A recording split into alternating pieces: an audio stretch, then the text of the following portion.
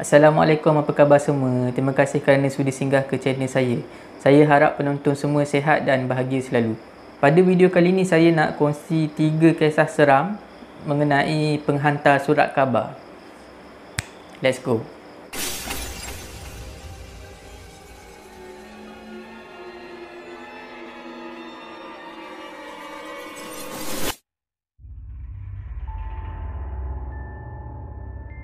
Kisah seram pertama terjadi di negara Jepun. Kejadian seram ni terjadi kepada seorang pelajar sekolah yang bernama Yanagi. Yanagi walaupun dia pelajar sekolah tapi dia buat kerja sambilan hantar surat khabar. Kerja Yanagi ni taklah teruk sebab dia tak hantar di banyak tempat surat khabar tu. Dia cuma hantar di satu kawasan saja. Di kawasan tu ada banyak kompleks perumahan lah, macam apartmen tu. Tapi dalam banyak-banyak apartmen, ada satu apartmen yang tinggi daripada apartmen yang lain. Masa tu tak tahulah tahun bila, mungkin tahun lewat 90-an ataupun awal tahun 2000 macam tu. Bangunan tertinggi dekat situ ada 12 tingkat.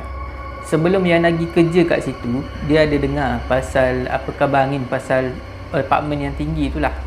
Dekat situ dengar ceritanya ramai orang yang guna untuk bunuh diri. Orang guna apartmen tinggi tu untuk bunuh diri. Maknanya orang yang nak bunuh diri tu dia naik ke tingkat yang paling atas dan terjun bunuh diri. Jadi Yanagi ni pada mulanya dia agak takut nak kerja, nak hantar surat khabar dekat situ, dekat apartmen tu. Dekat apartmen lain okey lah, cuma apartmen tu je lah dia macam dia takut, dia risau sikit. Sebab sejarah tak elok dekat apartmen tu lah. Dah ramai orang mati. Kebanyakan orang yang bunuh diri tu dia dengar khabar disebabkan tekanan hidup. Kebanyakannya lah. Ada yang diberhentikan kerja, ada yang hutang banyak, ada yang putus cinta, banyak lah. Yanagi ambil masa lebih kurang sebulan juga untuk hilangkan rasa rasa takut tu nak hantar di bangunan tu. Tapi bila dia dah biasa, dia dah lupa dah pasal takut tu, dia dah tak takut dah nak hantar di bangunan tu, apartmen tinggi tu. Dalam masa sebulan tu dia biasakan diri tu, adalah dia dengar kes terbaru, kes bunuh diri terbaru terjadi masa musim hujan hari tu, lebih kurang seminggu sebelum hari kejadian seram ni lah. Ada dia dengar seorang ibu dan anak terjun daripada tingkat atas masa waktu hujan. Tapi yelah, Yanagi dah tak rasa takut sebenarnya. Dia dah biasa dengar kan, jadi macam tak kisahlah, dia pun hantar je lah macam biasa. Yanagi ni cara dia hantar surat khabar, dia akan naik di tingkat paling atas yang ada pelanggan. Lepas tu dia turun setingkat macam tu. Maknanya dia mula daripada tingkat atas turun sampai ke bawah. Dia mula daripada atas dululah maknanya. Pada hari kejadian tu berlaku, kejadian seram tu berlaku, Yanagi ni dia terlupa. Di tingkat 12, tingkat paling atas tak ada pelanggan. Di tingkat 11 ada pelanggan tapi dia lupa. Yang tingkat 11 tu ada lebih kurang 3 rumah yang dia perlu letakkan surat khabar. Tapi dia hanya letakkan 2, ada satu rumah yang dia tertinggal. Masa tu dia dah ada di ground floor lah, di tingkat bawah. Lepas tu dia terlupa, dia terpaksalah naik balik. Dia naik balik, pergilah hantar balik di tingkat 11, rumah paling ujung. Okey, lepas tu masa dia nak turun balik, dia tunggu di depan lift. Lift tu macam tersangkut dekat tingkat 12. Dia tekan turun, tak turun-turun. Lama jugalah dia tunggu kat situ. Dia tengoklah dekat tangga. Tepi lift tu kan ada tangga kecemasan. Dia jenguk, tak ada pun orang tunggu. Lepas tu bila dia nak turun tangga memang taklah sebab tinggi kan. Dia tunggulah juga. Lebih kurang 2-3 minit lepas tu barulah turun. Pintu pun terbuka, pintu lift terbuka. Bila pintu lift terbuka, dia nampak ada seorang perempuan dewasa dan seorang kanak-kanak perempuan. Dua-dua pakai baju hujan. Yang perempuan dewasa tu pakai baju hujan warna kuning terang. Yang budak perempuan tu pula pakai baju hujan warna merah. Budak tu dalam lingkungan mungkin 5 tahun macam tu sebab dia kecil. Dua-dua orang ni membelakangi Yanagi. dalam dalam lift tu. Dia menghadap dinding lift lah, maknanya badan dia baju hujan dia orang ni basah sampai lantai lift tu basah. Yang lagi ni boleh dengar dia orang ni macam menangis perlahan. Lepas tu yang lagi ni masa tu dia baru teringat pasal kes bunuh diri yang terbaru tu adalah seorang ibu dan seorang anak. Masa tu dia dah menggigil dan dia terus berlari turun guna tangga. Masa dia turun tangga tu dia berfikirlah, fikiran dia bercelaru, hujan datang mana pula. Dia cakap hari tu tak hujan. Lepas tu dia pelik, daripada mana datangnya perempuan tu dengan budak perempuan tu, perempuan dewasa dengan budak perempuan tu. Daripada tingkat atas memang tak ada orang, dia dah jenguk. Kalau ada orang, dia dengar bunyi tapak kaki, lepas tu bunyi lift terbuka, lift tertutup, ada orang masuk, dia sepatutnya dia dengar. Sebab itu bukan pertama kali dia buat kerja ni, dia naik lift kat situ. Biasa kalau ada orang naik daripada tingkat atas, lift memang berbunyi dan memang dengar bunyi suara orang. Tapi tak ada. Hari tu juga yang Nagi berhenti kerja, sebab dia yakin yang dia tengok tu bukan manusia. Yang dia tengok tu adalah jelmaan dua orang yang bunuh diri, yang kes baru bunuh diri tu. Cerita kedua berlaku di Jepun juga. Berlaku kepada seorang lelaki yang bernama Kagawa. Kagawa ni dia bukanlah pekerja penghantar surat khabar, tapi dia di bahagian production, bahagian pembuatan surat khabar. Tapi masa kejadian ni berlaku, syarikat tempat Kagawa kerja ni, syarikat surat khabar ni, dia ada masalah kekurangan tenaga kerja di bahagian penghantaran. Jadi syarikat tugaskan Kagawa untuk jadi penghantar surat khabar buat sementara waktu. Sementara pihak sumber manusia cari pekerja tetap bahagian penghantaran ni lah, ataupun pekerja part time.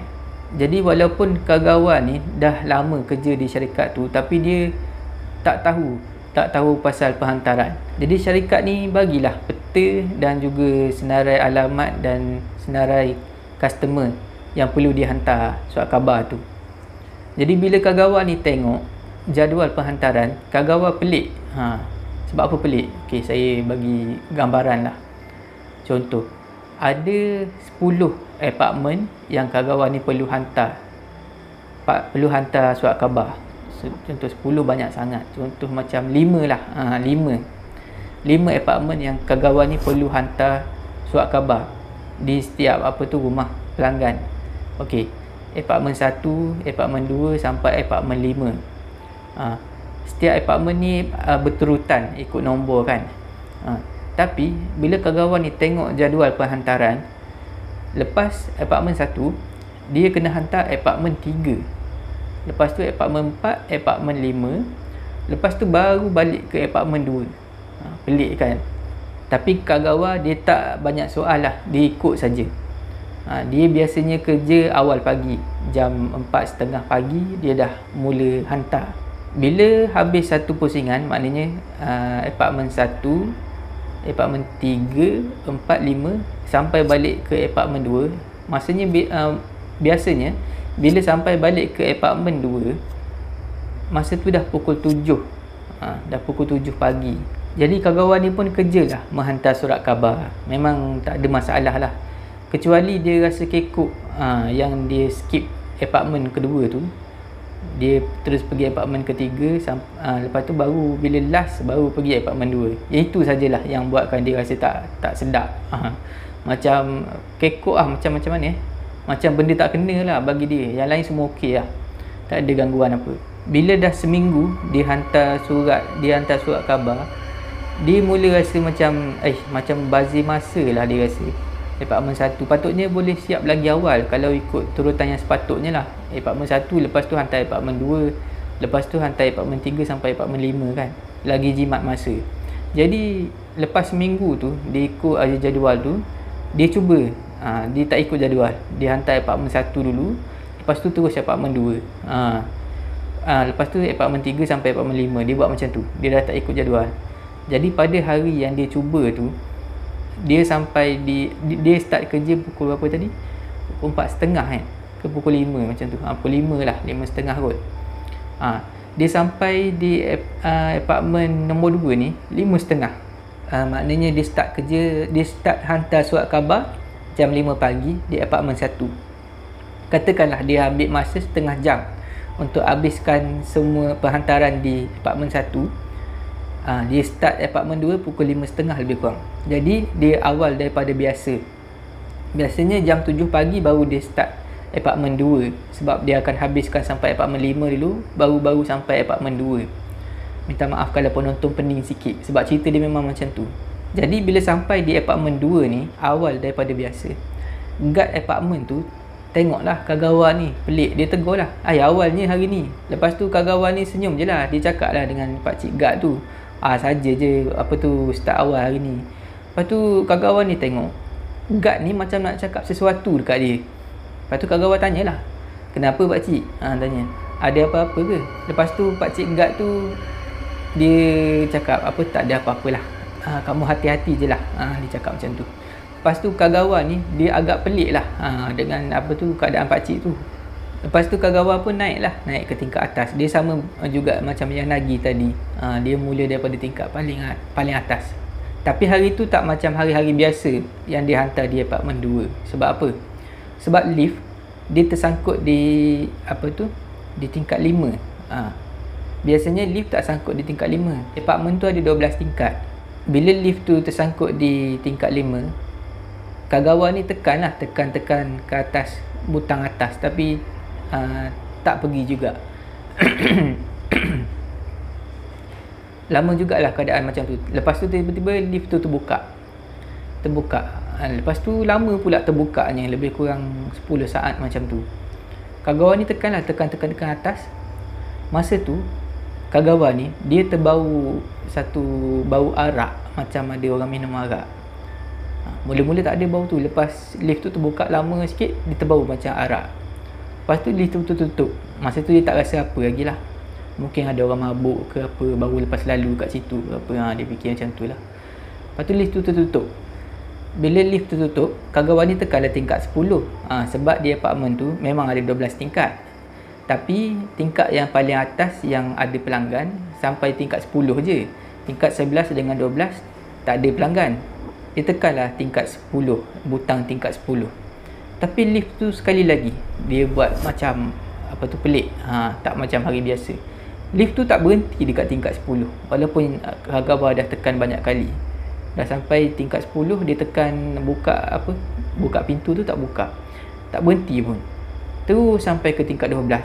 Masa tu kagawan dah tak sedap hati. Bila sampai di tingkat 12, kagawan ni dengar satu suara yang agak menakutkan. Dia dengar macam suara orang lelah, macam orang lelah bernafas macam mana. Dia dengar macam tu lah. Dan bau arak tu masih lagi tak hilang dalam lift tu.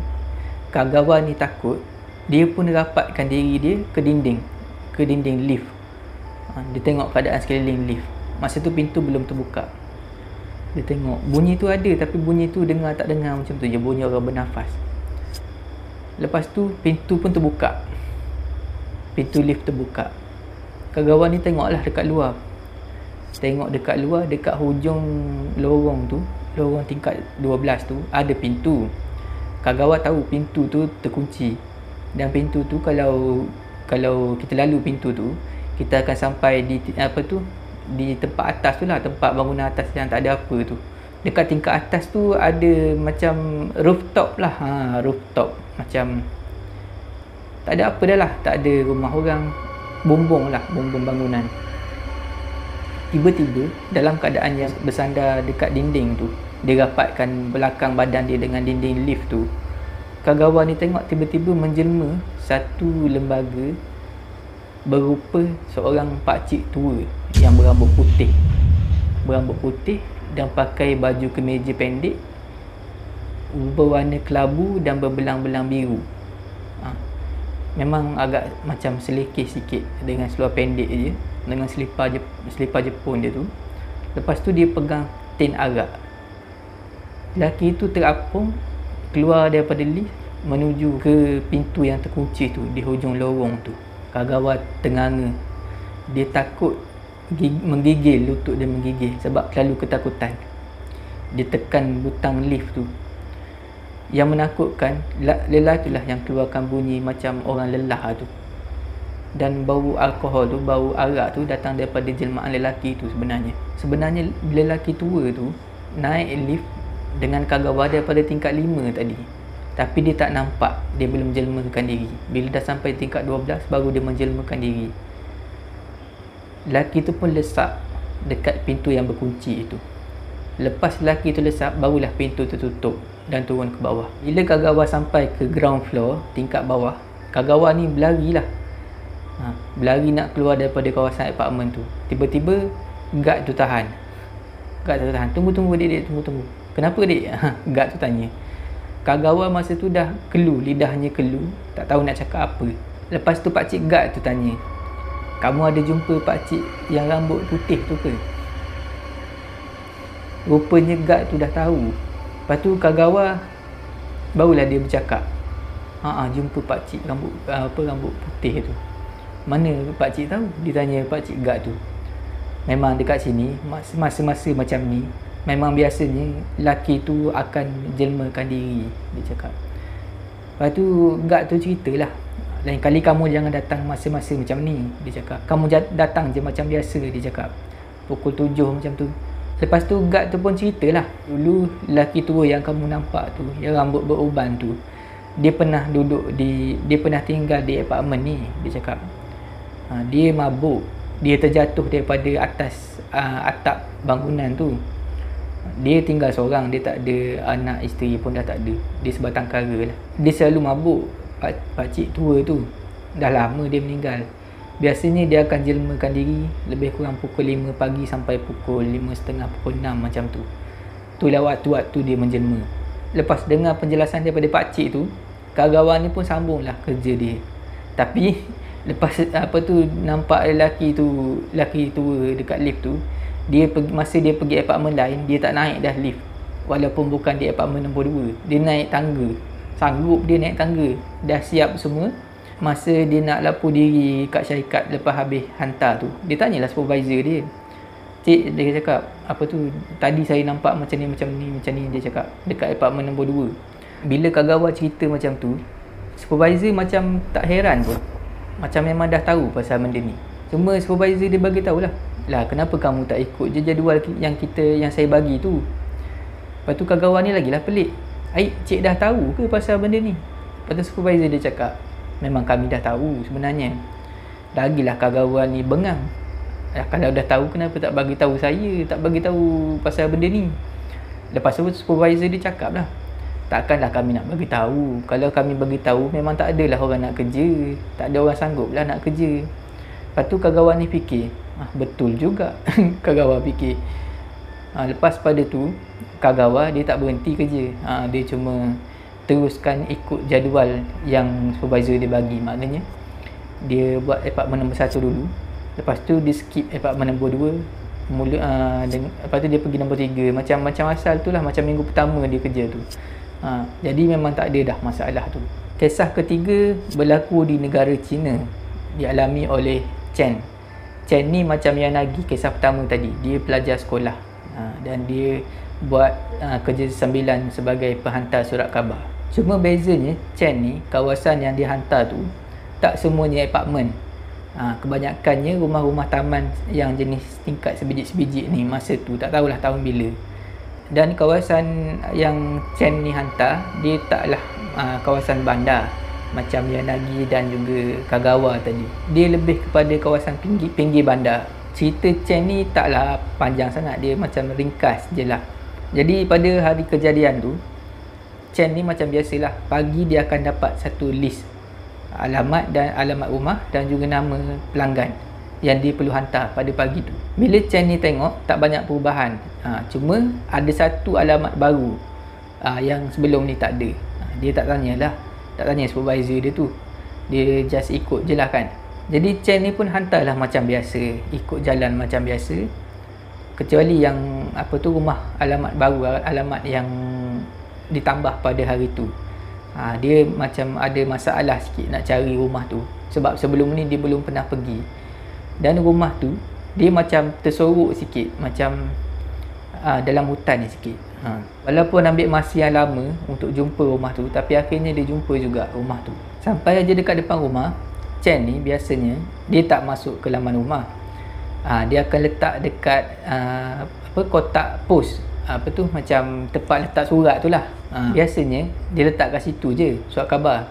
Tapi rumah ni dia nak letak kat situ tak boleh. Sebab surat-surat dah macam berkumpul dekat situ, macam tak ada orang ambil. Dia kumpul kat situ dengan surat khabar lama dengan surat semua ada kat situ. Bila Chen ni tengok tarikh-tarikh surat dengan surat khabar tu, tarikh tahun lepas, macam tak ada orang ambil pun. Masa tu Chen dia fikir dia nak campak aje. Dia nak campak dalam laman rumah.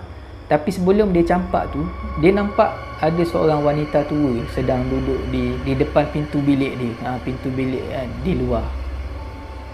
Pintu bilik tu dia nampak kawasan tu gelap aja dalam rumah. Macam mungkin perempuan tua tu baru bangun kot, duduk bersila dekat depan bilik dia tu. Bilik dia macam, depan bilik dia ada macam beranda macam tu. Jadi dia fikir, nasib baik aku tak campak lagi. Lepas tu dia pun masuk lah, sebab pintu pagar dia tak ada pintu pagar, dia just pagar tepi je, pintu pagar tu tak ada. Jadi dia minta izin lah, "Makcik, saya masuk ya, saya nak hantar surat khabar," dia cakap. Lepas tu makcik tu tak respon. Jadi tak heran lah, mungkin orang tua mesti tak dengar kot, ada masalah pendengaran kot. Dia pun masuk je lah. Dia pun pergilah dekat makcik tu. "Makcik, ni surat khabar, terima kasih sebab melanggan kami," dia cakap. Pelanggan baru kan, itulah cara dia senyum. Chen ni lah senyum dekat makcik tu sambil hulurkan surat khabar. Makcik tu hanya sekadar senyum aja. Tapi pelik ya, Chen ni tengok makcik ni. Makcik ni senyum tapi tak pandang dekat dia. Dia pandang straight aja kat depan, dekat kawasan semak tu. Dan yang lagi pelik, makcik tu tak sambut pun. Dia tak ambil pun surat khabar yang Chen hulur tu. Lepas tu Chen ni fikir sekali lagi, makcik ni mata dia tak nampak. Lepas tu dia pergi dekat sikit. Mana tahu kot makcik tu tak sampai ke nak ambil. Dia pergilah lagi dekat, dia ulur sekali lagi, "Makcik, ni surat khabarnya." Tapi sama juga, makcik tu cuma tersenyum macam tadi juga, tak bergerak seinci pun. Dia hanya tersenyum sambil tengok lurus ke depan. Dia tengok ke arah semak tu sambil senyum. Masa tu Chen dah rasa lain macam dah. Lepas tu tiba-tiba Chen ni dia terdengar bunyi tapak kaki, macam ada orang berlari dekat tingkat 2 rumah tu. Rumah tu rumah kayu 2 tingkat.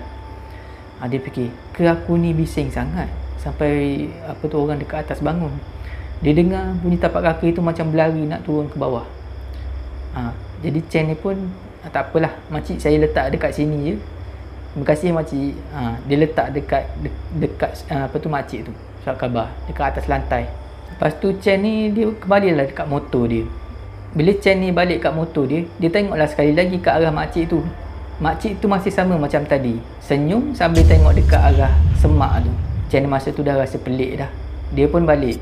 Keesokan harinya, Chen macam biasa dia ambil senarai alamat dan nama pelanggan yang dia kena hantar. Bila dia tengok alamat makcik yang semalam tu, yang rumah terakhir dia hantar tu, dah tak ada. Jadi dia tanya supervisor dia, "Cik, alamat yang semalam tu, yang pelanggan baru tu, dah saya tak perlu hantar dah ke?" Lepas tu supervisor dia bagi tahu, "Yang tu kamu tak payah hantar dah." Lepas tu Chen ni pelik lah, takkan sehari je dia langgan surat khabar kita. Lepas tu supervisor dia bagi tahulah, sebenarnya alamat tu yang semalam tu, kami sekadar nak penuhkan kota je, kota perhantaran, sebab kita tak cukup perhantaran, ada audit datang. Jadi kita terpaksa reka alamat, ambil je alamat mana-mana dan letak. Kami tak ingat nak bagi tahu kamu semalam. Jadi sebenarnya alamat semalam tu Chen tak perlu pergi pun dekat situ hantar surat khabar. Lepas tu Chen ni tak kisahlah, macam tu, dia cakap macam tu je lah. Tapi hari tu lepas dia hantar ke semua rumah pelanggan surat khabar, dia pergi juga ke alamat yang dia pergi semalam tu. Tapi bila dia pergi, dia terkejut. Dia terkejut dan merasa sedikit takut lah, sebab rumah tu memang dah terbengkalai. Peti suratnya memang sama macam semalam, ada surat-surat dan surat khabar lama tu. Tapi rumah yang dia tengok semalam, yang ada makcik tu, rumah tu macam dah tak sama macam dia tengok semalam, pagi semalam. Rumah tu memang dah buruk, banyak lopak-lopak air kat dalam, dengan atap yang bocor, atap yang dah runtuh. Dia tengok, dia pergilah, dia tengok surat khabar yang dia tinggal tu memang masih ada di beranda bilik makcik tu. Pintu bilik makcik tu pun dah tak ada, tingkap dia pun dah tak ada, dah melopong semua. Dia pun tengoklah ke tangga, nampak daripada luar tangga rumah. Cheng ni berani betul, dia masuk dalam rumah tu. Dia tengok tangga. Tiba-tiba Cheng ni dengar macam ada orang berlari daripada atas nak turun. Dia pun cepat-cepat keluar daripada tempat tu dan lari. Jadi itulah kisah misteri yang dialami oleh Cheng di negara China. Sampai sekarang ni Cheng tak tahu makcik yang dia jumpa tu betul-betul makcik, orang gila ke apa dia tak tahu. Dan tapak kaki dekat tingkat atas tu pun dia tak tahu orang ke ataupun apa, tak tahu, mungkin penagih dadah ke apa. Tapi yang betul-betul pelik, keadaan rumah tu masa dia tengok yang ada makcik tu sehari sebelum tu, dia tengok rumah tu okey je. Cuma rumah memang rumah jenis lama lah, tak adalah atap bocor, tak adalah nampak ada lopak-lopak air dekat dalam rumah, pintu tingkap semua elok. Tapi hari yang last tu dia tengok rumah tu dah terbengkalai. Yang itu yang pelik. Setakat itu saja video saya pada kali ini. Saya harap anda semua terhibur. Jika anda suka dengan video saya, jangan lupa like, share dan komen video saya. Jangan lupa subscribe channel saya dan jangan lupa tekan butang loceng untuk dapatkan notifikasi video saya yang seterusnya. Pada penonton yang nak kongsikan kisah seram, boleh hantar ke alamat email yang saya sertakan dekat bawah. Janganlah kita takut pada makhluk, tetapi takutlah pada pencipta sekalian makhluk. Jumpa lagi.